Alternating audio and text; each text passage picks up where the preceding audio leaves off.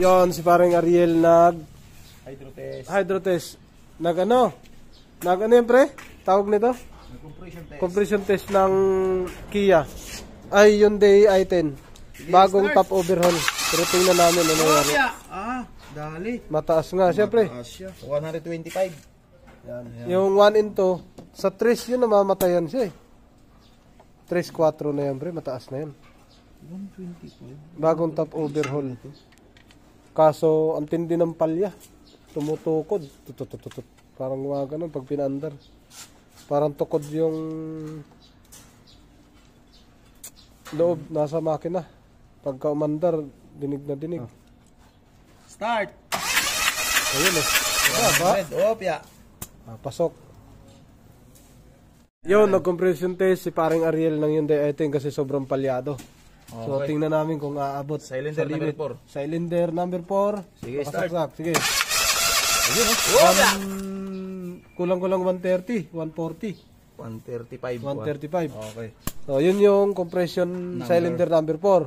Dito tayo sa number 1. Sa number 1, kasi 1.4 to eh, 1.4 ang magkasama sa isang batch ng coil. Nagpa-tune up na. Nagpa-top overhaul. Tapos, nagpapalit na rin ng high tension wire.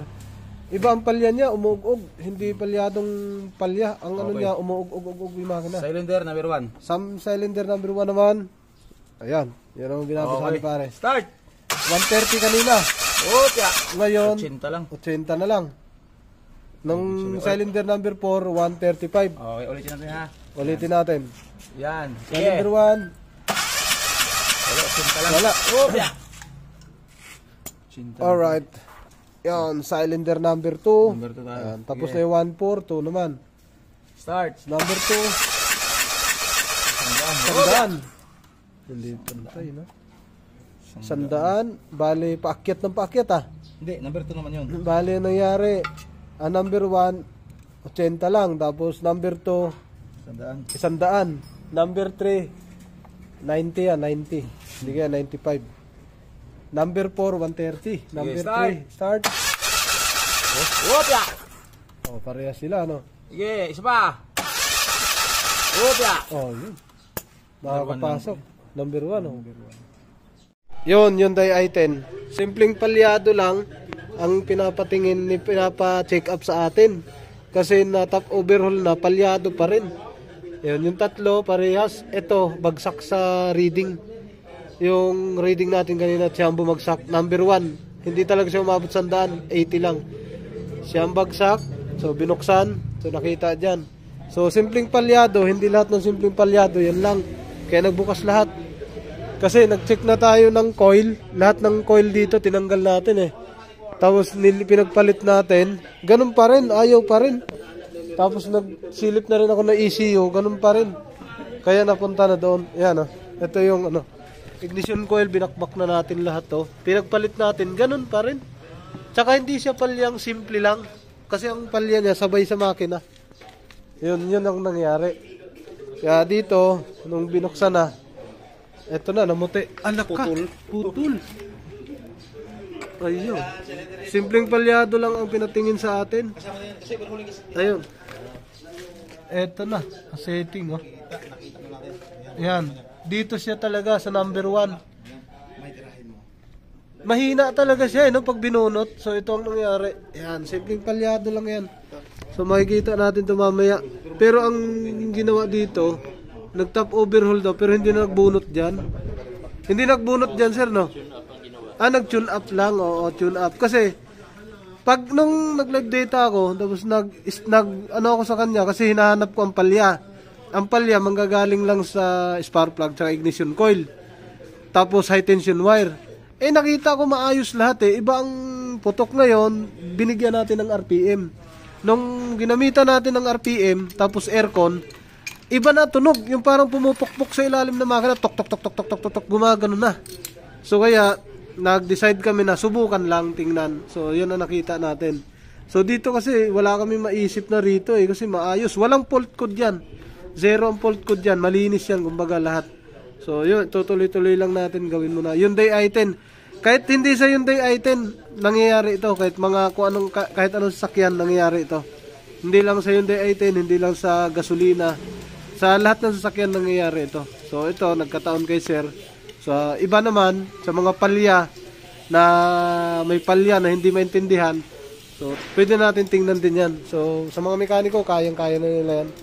Dito yan sa Automatic Works. Ayan. Pre, kaya mo bang gawin yan, pre? Si paring Ariel ang bibiran yan. Ito. Kaya mo gawin yan, pre? Yan, oh. Oh, putol. Putol nga. Matagal na rin to. Ayan, oh. Yan nangyari sa kanya. Ito yan. Simpleng sira lang naman to. Pero masakit sa ulo to. Hindi nahuli, ano? Oo. So si sir taga malayo pa. Bandang Las Piñas pa daw. O, pinagawa na ni sir doon eh. Hindi rin naman daw. Kaya nagpunta siya dito. Subok lang. Subok lang. Kasi palyado nga. Sabi ko ipadala na lang sa sakyan sir. Kasi pwede kasing coil yan. Pwede spark plug. Eh baka kasi pabilhin ko ng pabilhin. Eh iba pala sira. Ayun. Nagkataon lang to na ganito nangyari. Ayan. Kayang-kaya ni paring Ariel yan. Bibirahin na yung mga kuskus balungos yan, no? Bumili na rin ito, pre? Oh, meron, pre. Okay. Kompleto na pala yan. Yun, tinanong natin yung may-ari kung may bulwak ang ano. Wala daw talaga. Walang bula, walang bulwak.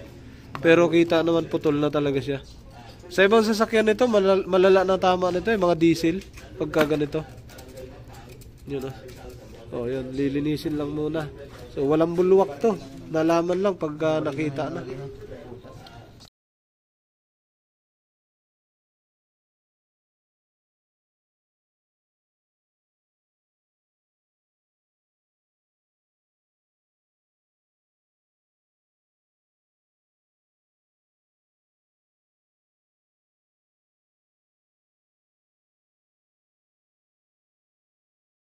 Yun na, tapos na siya, oh. Puti na lahat.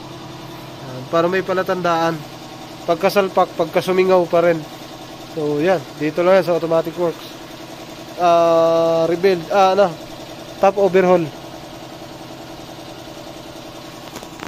Yun. Tinamaan din. Yun, nabuo na ni Mamay.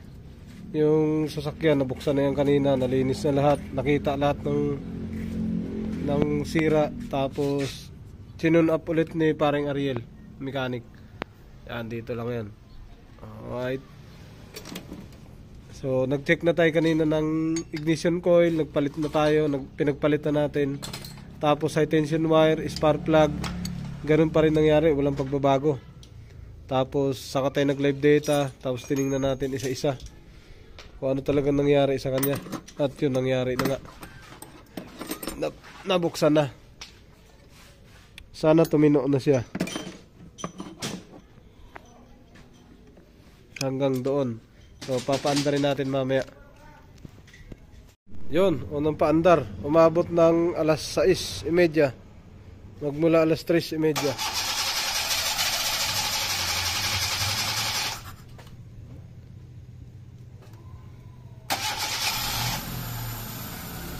Muntik nang hindi umandar. Wala na, oh. Smooth na kaagad, eh, Reo. Oh. Kahit maglagay ka na isang basong tubig dito. Kaso wala na tayong tubig. Putragis na ubos. Wala tayong mailagay. Oh. Kanina, grabe to. Oh. Ngayon, oh. Wala, kahit lagyan mo. Yun talaga tama niya, pre, no? Birang yan. Ang dami ng pinagawa, sus, yun lang pala sira. Napaka-smooth. Napaka-smooth ng gawa ni paring Ariel. Ayun, gumagapang pa, oh. Anong masasabi mo, pre, sa gawa mo? Nakachamba na naman. Diyan na ngayon bunutin na spark plug. Wala na talaga, oh.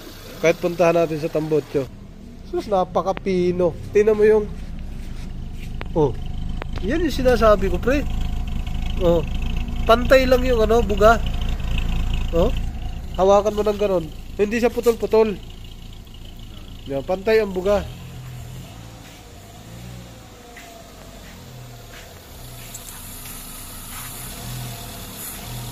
Yun, final.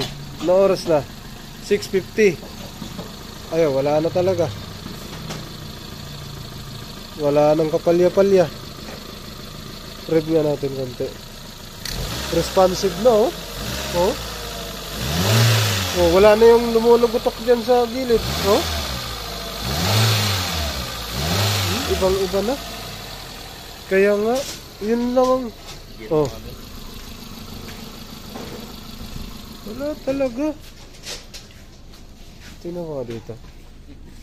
Sige, dyan lang sir. Okay lang yan.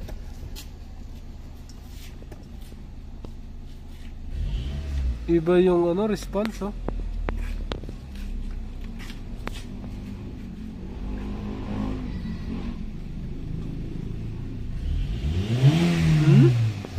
Gigil talaga. Wala na siya parang typewriter. Ngayon, buksan natin ang aircon kasi iyan na, final touches natin. Aircon. Kanina pag in-aircon, bagsak ka agad eh. Ayun o, naka-aircon o.